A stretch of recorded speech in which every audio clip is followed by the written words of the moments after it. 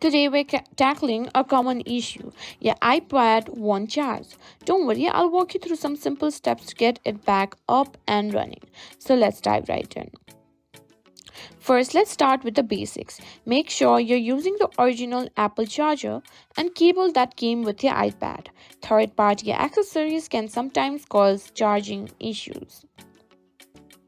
Next, inspect your charging cable and the lightning port on your iPad. Look for any signs of damage or debris. A dirty or damaged port can prevent your iPad from charging properly.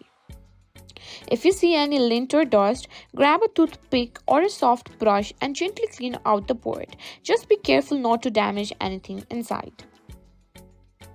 Now let's check the power source. Try plugging your charger into a different outlet or use a different charger. Sometimes the outlet itself might be the problem. If your iPad still won't charge, let's perform a force restart. For iPad models with Face ID, quickly press and release the volume up button, then volume down button, and then press and hold the top button until the Apple logo appears.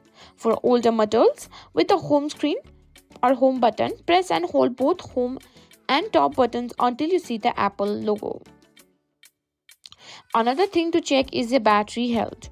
Go to settings, tap on battery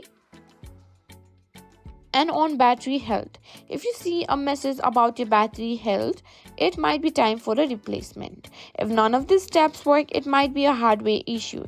In that case, I recommend reaching out to Apple support or visiting an authorized service provider. And there you have it. I hope these tips help to get your iPad charging again.